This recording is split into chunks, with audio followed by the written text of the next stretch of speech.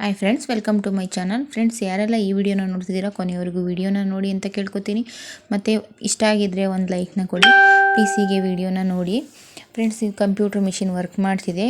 ಯಾರೆಲ್ಲ ಟೈಲರಿಂಗ್ನ ಕಲಿತು ನನಗೆ ಕೆಲಸ ಬರ್ತಿಲ್ಲ ಅನ್ನೋರಿಗೆ ಕೆಲವೊಂದು ಟಿಪ್ಸ್ನ ಹೇಳೋಣ ಅಂತ ಈ ವಿಡಿಯೋ ಮಾಡ್ತಿದ್ದೀನಿ. ಮತ್ತು ಎಲ್ಲರೂ ವರ್ಕ್ ಮಿಷಿನ್ ಚೆನ್ನಾಗಿ ಕೆಲಸ ಮಾಡುತ್ತಾ, ವರ್ಕ್ ಮಿಷಿನ್ನ ತೊಗೋಬೋದಾ ಅಂತ ಕೇಳ್ತಿದ್ರು. ವರ್ಕ್ನ ಇಷ್ಟಪಡ್ತಾರೆ ಜನ ಅಂತ. ನಾನು ತೊಗೊಂಡಾಗಿಂದನೂ ನನಗೆ ಜನ ಇಷ್ಟಪಡ್ತಿದ್ದಾರೆ ಮತ್ತು ನನಗೆ ಕೆಲಸನೂ ಕೂಡ ಬರ್ತಿದೆ ಮತ್ತು ಮಾಡ್ಬೋದು ಅಂತ ನಾನು ಹೇಳ್ತೀನಿ. ಸ್ವಲ್ಪ 1-2 ತಿಂಗಳು ಸ್ವಲ್ಪ ಕಷ್ಟ ಅಂತ ಅನಿಸ್ಬೋದು ಕಲ್ತ್ಕೊಳ್ಳೋರಿಗೆ. ಆಮೇಲೆ ಮಾಡ್ಬೋದು, ಯಾರೇ ಆದರೂ ಕೂಡ ಮಾಡ್ಬೋದು. ಆದರೆ ನಾನು ಹೇಳೋದೇನು ಅಂದರೆ, ನಿಮಗೆ ಬಟ್ಟೆ ಬರಬೇಕು. ಬಟ್ಟೆ ಬರುವಂಥ ಕಸ್ಟಮರೆಲ್ಲ ಇದ್ದರೆ, ನಿಮಗೆ ಬಟ್ಟೆ ನೀಟಾಗಿ ಬಂದರೆ ಕೆಲಸನ ಮಾಡ್ಬೋದು ಅಂತ ಹೇಳ್ತೀನಿ. ಕಸ್ಟಮರ್ ಜಾಸ್ತಿ ಇದ್ದರೆ, ಚೆನ್ನಾಗಿ ಇಂಪ್ರೂವ್ಮೆಂಟ್ ಇದ್ದರೆ ನಮ್ಮ ಕೆಲಸದಲ್ಲಿ ನಾವು ವರ್ಕ್ ಮಿಷಿನ್ಗೆ ಬಂಡವಾಳ ಹಾಕ್ಬೋದು. ಯಾವುದೇ ರೀತಿ ತೊಂದರೆ ಏನಿಲ್ಲ. ಕಸ್ಟಮರ್ ಇಲ್ಲ, ಹೊಸ್ದಾಗಿ ಕಲಿತಿದ್ದೀವಿ ಅನ್ನೋರಾದರೆ ಸ್ವಲ್ಪ ಯೋಚನೆ ಮಾಡಿ ಬಂಡವಾಳನ ಹಾಕಬೇಕು.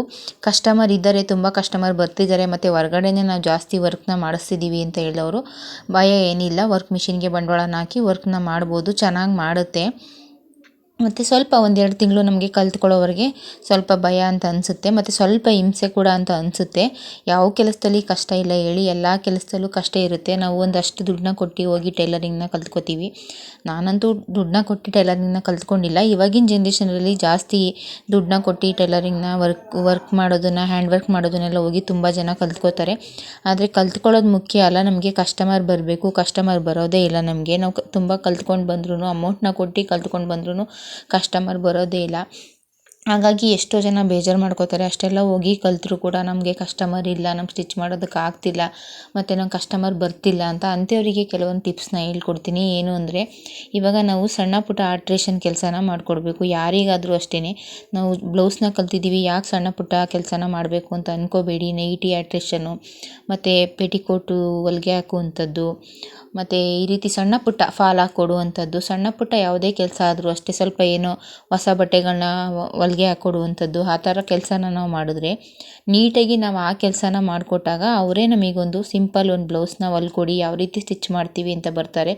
ನಾವು ಯಾವುದೇ ಕೆಲಸನ, ಸಣ್ಣ ಪುಟ್ಟ ಕೆಲಸನ ತಗೊಳ್ಳದೆ ಹೋದರೆ ಆವಾಗ ಅವರು ಬ್ಲೌಸ್ಗೆ ಬರಲ್ಲ. ಅದಕ್ಕೋಸ್ಕರ ಹೇಳ್ತೀನಿ, ಯಾರೇ ಆದ್ರೂ ಅಷ್ಟೇ ಸಣ್ಣ ಪುಟ್ಟ ಕೆಲಸನ ನಾವು ಮಾಡಿಕೊಡ್ಬೇಕು. ಹೊಸ್ದಾಗಿ ಕಲ್ತಿರುವಂಥವ್ರಿಗೆ ಬರೋದೇ ಮೊದಲಿಗೆ ಆಲ್ಟ್ರೇಷನ್ ಕೆಲಸಗಳು.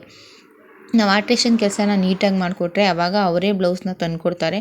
ಆವಾಗ ನಾವು ನೀಟಾಗಿ ಫಿನಿಶಿಂಗ್ ಮಾಡಿ ನೀಟಾಗಿ ಬ್ಲೌಸ್ನ ಸ್ಟಿಚ್ ಮಾಡಿಕೊಟ್ರೆ, ಒಂದು ಬ್ಲೌಸ್ನ ಸ್ಟಿಚ್ ಮಾಡಿಕೊಟ್ರೆ ಅವರಿಗೆ ನಮ್ಮ ಸ್ಟಿಚ್ಚಿಂಗ್ ಇಷ್ಟ ಆದರೆ ಕಾಯಮಾಗಿ ಅವರೇ ನಮಗೆ ರೆಗ್ಯುಲರ್ ಕಸ್ಟಮರ್ ಆಗ್ತಾರೆ. ಯಾರೇ ಆದ್ರೂ ಅಷ್ಟೇ, ಫಸ್ಟಿಗೆ ನಾವು ಬ್ಲೌಸ್ನೇ ಹೊಲ್ಕೊಡ್ಬೇಕು ಅಂತ ನಾವು ಅಂದ್ಕೋಬಾರ್ದು. ಸಣ್ಣ ಪುಟ್ಟ ಕೆಲಸದಿಂದನೇ ಯಾರೇ ಹೊಸಬ್ರು ಕಲ್ತರೂ ಕೂಡ ಮೊದಲಿಗೆ ಬರೋದೇ ಆಲ್ಟ್ರೇಷನ್ ಕೆಲಸ.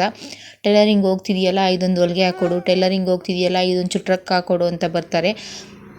ಹಾಗಾಗಿ ನಾವು ಅಂಥ ಕಸ್ಟಮರ್ನ ನೀಟಾಗಿ ಮಾತಾಡಿಸ್ಕೊಂಡು ಅವರಿಗೆ ನಾವು ಆ ಕೆಲಸನ ಮಾಡಿಕೊಟ್ರೆ ಆವಾಗ ಅವರೇ ನಮಗೆ ಬ್ಲೌಸ್ಗಳನ್ನ ತಂದುಕೊಡ್ತಾರೆ. ಆ ರೀತಿ ಮಾಡಿ ನೀವು ಕಸ್ಟಮರ್ನ ಕಳ್ಕೊಬೇಡಿ. ಯಾರೇ ಆದ್ರೂ ಅಷ್ಟೇ. ಇವಾಗ ನಮ್ಮೂರಲ್ಲಿ ತುಂಬ ಟೈಲರ್ಸ್ ಇದ್ದಾರೆ, ಅವ್ರನ್ನ ಬಿಟ್ಟು ನನಗೆ ಬರ್ತಾರಾ ಅಂತ ನಾವು ಅಂದ್ಕೋಬಾರ್ದು. ನಮ್ಮ ಪ್ರಯತ್ನ ನಾವು ಮಾಡಬೇಕು. ನಮ್ಮ ಪ್ರಯತ್ನ ನಾವು ಮಾಡೋದ್ರಿಂದ ಕಸ್ಟಮರ್ ಬಂದೇ ಬರ್ತಾರೆ. ಯಾರೇ ಆದ್ರೂ ಅಷ್ಟೇ, ಇವ್ರು ಯಾವ ರೀತಿ ಸ್ಟಿಚ್ ಮಾಡ್ತಾರೆ, ಅವ್ರು ಯಾವ ರೀತಿ ಸ್ಟಿಚ್ ಮಾಡ್ತಾರೆ ಅಂತ ಒಂದೊಂದು ಪ್ರಯತ್ನ ಮಾಡೇ ಮಾಡ್ತಾರೆ. ಯಾರೂ ಒಬ್ಬರ ಹತ್ರನೇ ಸ್ಟಿಚ್ ಮಾಡಿಸ್ಕೊಳ್ಳಲ್ಲ. ಮತ್ತು ಇವರೆಷ್ಟು ಅಮೌಂಟ್ ತೊಗೋತಾರೆ, ಅವರೆಷ್ಟು ಅಮೌಂಟ್ ತೊಗೋತಾರೆ ಅಂತ ತಿಳ್ಕೊಳ್ಳೋದಕ್ಕೋಸ್ಕರನಾದರೂ ಜನ ಬಂದೇ ಬರ್ತಾರೆ.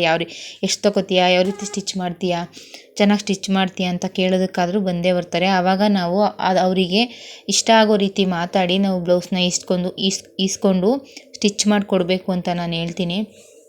ಯಾರಿಗಾದ್ರೂ ಅಷ್ಟೇ ಸ್ವಲ್ಪ ಮೊದಲಿಗೆ ನಾವು ಸ್ವಲ್ಪ ಅಮೌಂಟ್ನೇ ತೊಗೊಂಡು, ಸ್ವಲ್ಪ ಅಂದರೆ ನಮ್ಮಲ್ಲಿ ಏನು ನಡೀತಿದೆ ಅದಕ್ಕಿಂತ ಒಂದು 20 ರೂಪಾಯಿ ಕಡಿಮೆ ಅಮೌಂಟ್ನ ತೊಗೊಂಡು ಸ್ಟಿಚ್ ಮಾಡಿಕೊಡ್ಬೇಕು.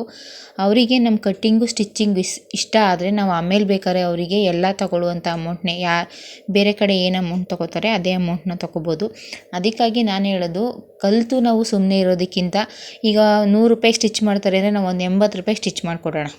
ಆವಾಗ ನಮಗೆ ಕಸ್ಟಮರ್ ಬಂದೇ ಬರ್ತಾರೆ. ಕಲಿತು ಸುಮ್ಮನೆ ಮಿಷಿನ್ನ ಮೂಲೆಗಿಟ್ಟು ಸುಮ್ಮನೆ ಇರೋದಕ್ಕಿಂತ 80 ರೂಪಾಯಿ ಬಂದರೆ ನಮಗೆ ಎಷ್ಟು ಉಪಯೋಗ ಆಗುತ್ತೆ ಅಲ್ವಾ, ಸಣ್ಣ ಪುಟ್ಟದಕ್ಕೆ ಉಪಯೋಗ ಆಗುತ್ತೆ. ಹಾಗಾಗಿ ಹೇಳ್ತೀನಿ, ನಾವು ಕಡಿಮೆ ದುಡ್ಡಿಗೆ ಯಾಕೆ ಹೊಲಿಬೇಕು, ಯಾಕೆ ಸಣ್ಣ ಪುಟ್ಟ ಕೆಲಸನ ಮಾಡಬೇಕು ಅಂತೆಲ್ಲ ಅಂದ್ಕೋಬೇಡಿ ನೀವು. ಯಾವುದೇ ಕೆಲಸ ಆದ್ರೂ ಅಷ್ಟೇ ಮಾಡಿ ಬಂದಿದ್ದೇ ನಮ್ಮ ಪಾಲಿಗೆ ಬಂದಿದ್ದೇ ಭಾಗ್ಯ ಅಂದ್ಕೊಂಡು ನಾವು ಕೆಲಸನ ಮಾಡಬೇಕು. ಹಾಗೆ ಮಾಡಿದ್ರೇ ನಾವು ಸಣ್ಣ ಪುಟ್ಟ ಕೆಲಸದಿಂದ ದೊಡ್ಡ ದೊಡ್ಡ ಕೆಲಸನ ಮಾಡೋಕ್ಕೆ ಸಾಧ್ಯ. ಹಾಗಾಗಿ ನಾನು ಹೇಳ್ತೀನಿ, ಯಾರೇ ಆದರೂ ಅಷ್ಟೇ ಸಣ್ಣ ಪುಟ್ಟ ಕೆಲಸ ಮಾಡಬಾರ್ದು ಅಂತ ನಿಮ್ಮ ಮನಸ್ಸಲ್ಲಿ ಮೈಂಡಲ್ಲಿ ಇಟ್ಕೋಬೇಡಿ. ಸಣ್ಣ ಪುಟ್ಟ ಕೆಲಸನೂ ಮಾಡಿಕೊಡಿ. ಯಾರಾದ್ರು ಟೈಲರ್ಸ್ ಇದ್ದರೆ ಅವ್ರ ಹತ್ರ ಈಸ್ಕೊಂಡು ಈ ರೀತಿ ಲೈನಿಂಗ್ ಅಟ್ಯಾಚ್ ಮಾಡಿಕೊಡುವಂಥದ್ದು ಆ ಥರದ್ದೆಲ್ಲ ಮಾಡಿಕೊಡ್ತೀನಿ ಕೊಡಿ ಅಂತ ಕೇಳ್ಕೊಂಡು ಮಾಡೋದ್ರಲ್ಲಿ ತಪ್ಪೇನಿಲ್ಲ ಅಲ್ವಾ. ನಾವು ಕೆಲಸ ಮಾಡೋದ್ರಲ್ಲಿ ತಪ್ಪೇನಿಲ್ಲ ಅಂತ ನಾನು ಅನ್ಕೋತೀನಿ.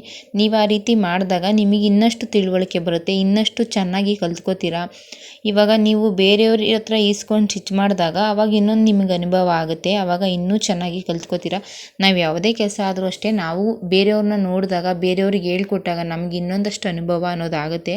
ಆವಾಗ ನಾವು ಯಾವುದೇ ಕೆಲಸನೂ ನೀಟಾಗಿ ಮಾಡ್ತೀವಿ. ಸಣ್ಣ ಪುಟ್ಟ ತಪ್ಪಿದ್ರೂ ಕೂಡ ಅದನ್ನು ಸರಿ ಮಾಡ್ಕೋತೀವಿ. ಕಲಿತು ಮಿಷಿನಿಗೆ ಬಂಡವಾಳ ಹಾಕಿ ಇದು ಜಿಗ್ಜಾಗ್ ಮಿಷಿನು ಫಾಲ್ ಹಾಕೋದಕ್ಕೆ ಕಲ್ತ್ಬಿಟ್ಟಿದ್ದೀವಿ, ಎಲ್ಲ ಕಸ್ಟಮರ್ ಬಂದುಬಿಡ್ತಾರೆ ಅಂತ ಬಂಡವಾಳ ಹಾಕ್ಬಿಟ್ಟು ಸುಮ್ಮನೆ ಇಟ್ಟು ಅದನ್ನು ಹಂಗೆ ಮೂಲೆಯಲ್ಲಿ ಇಟ್ಬಿಡ್ತಾರೆ ಎಷ್ಟೋ ಜನ ಮಿಷಿನ್ನ. ಆ ರೀತಿ ಮಾಡಬೇಡಿ. ನಿಮ್ಮ ಕೈಲಿ ಎಷ್ಟು ಸಾಧ್ಯನೋ ಅಷ್ಟು ಮಾಡಿ, ಮತ್ತು ನಿಮ್ಮ ಬಟ್ಟೆಗಳು ಎಷ್ಟು ಸಾಧ್ಯನೋ ಅಷ್ಟು ಡಿಸೈನಾಗಿ ಸ್ಟಿಚ್ ಮಾಡಿ ಹಾಕ್ಕೊಂಡಾಗ ಕಸ್ಟಮರ್ ತುಂಬ ಇಷ್ಟಪಡ್ತಾರೆ, ಕಸ್ಟಮರ್ ಕೂಡ ಬರ್ತಾರೆ. ನೀವು ಯಾವ ರೀತಿ ನೀಟಾಗಿ ಬ್ಲೌಸ್ನ ಸ್ಟಿಚ್ ಮಾಡಿ ಡಿಸೈನ್ ಬ್ಲೌಸ್ನ ಸ್ಟಿಚ್ ಮಾಡಿ ಹಾಕೋತಿರಲ್ಲ, ಆವಾಗ ನಾನೇ ಸ್ಟಿಚ್ ಮಾಡ್ಕೊಂಡಿದ್ದು ಅಂತ ಹೇಳಿದಾಗ ತುಂಬ ಅಂದರೆ ತುಂಬ ಕಸ್ಟಮರ್ ಇಷ್ಟಪಟ್ಟು ಒಬ್ಬೊಬ್ಬರೇ ಬರ್ತಾರೆ. ಒಂದೇ ಸಲ ನಾವು ಜಾಸ್ತಿ ಆಗಬೇಕು ಅಂತ ಅಂದ್ಕೊಳ್ಳೋದು ತಪ್ಪು. ಒಬ್ಬೊಬ್ಬರನ್ನೇ ಬರಲಿ ಪರವಾಗಿಲ್ಲ, ನಾವು ಸ್ಟಿಚ್ ಮಾಡಬೇಕು ಅಂತ ನಾನು ಹೇಳ್ತೀನಿ. ನಾವು ಆ ರೀತಿ ಒಂದೊಂದೇ ಸ್ಟಿಚ್ ಮಾಡಿದಾಗ ತುಂಬ ಕಸ್ಟಮರ್ ಬರ್ತಾರೆ. ನಾವು ಈ ರೀತಿ ಮಾಡಿ ಒಂದೊಂದೇ ನಿಧಾನಕ್ಕೆ ಸ್ಟಿಚ್ ಮಾಡೋದ್ರಿಂದ ತುಂಬ ಕಸ್ಟಮರ್ ಕೂಡ ಬರ್ತಾರೆ, ಮತ್ತು ಹಾಗೆ ನಾವು ಮುಂದಕ್ಕೆ ಇಂಪ್ರೂವ್ಮೆಂಟ್ ಕಾಣಿಸ್ತೀವಿ. ಯಾವುದೇ ಕೆಲಸದಲ್ಲಾದರೂ ಒಂದೇ ಸಲ ಇಂಪ್ರೂವ್ಮೆಂಟ್ ಕಾಣಬೇಕು ಅಂದರೆ ಅದಾಗಲ್ಲ. ಎಷ್ಟೋ ಜನ ಧೈರ್ಯನ ಕಳ್ಕೊಂಡು ಮಿಷಿನ್ನೇ ಕೂಡ ಮಾರಿಬಿಡ್ತಾರೆ. ಆ ರೀತಿ ಎಲ್ಲ ಮಾಡಬೇಡಿ. ಆ ರೀತಿ ಮಾಡೋದ್ರಿಂದ ನಾವು ಕಲ್ತಿದ್ದು ವೇಸ್ಟ್ ಆಗುತ್ತೆ. ಅಷ್ಟೆಲ್ಲ ಕಷ್ಟಪಟ್ಟು ಹೋಗಿ ಕಲ್ತಿರುವಂಥವರಿಗೆ ನಾನು ಹೇಳ್ತಿದ್ದೀನಿ, ಆ ರೀತಿ ಮಾಡಬೇಡಿ. ಅಕ್ಕಪಕ್ಕ ಇರುವಂಥವ್ರನ್ನ ಪರಿಚಯ ಮಾಡಿಕೊಂಡು ಈ ಥರ ಸ್ಟಿಚ್ ಮಾಡ್ತೀನಿ, ಈ ಥರ ನಾನು ಫಾಲ್ ಹಾಕ್ಕೊಡ್ತೀನಿ ಅಂತ ಕೇಳಿಕೊಂಡು ಸ್ಟಿಚ್ ಮಾಡೋದ್ರಲ್ಲಿ ತಪ್ಪೇನಿಲ್ಲ. ಹೊಸ್ದಾಗಿ ಕಲ್ತಿರುವಂಥವ್ರು ಆ ರೀತಿ ಮಾಡಿ ನೀವು ಜನನ ಗಳಿಸ್ಕೊಂಡ್ರೆ ಮುಂದೆ ಅವರೇ ನಮಗೆ ಒಳ್ಳೆ ಕಸ್ಟಮರ್.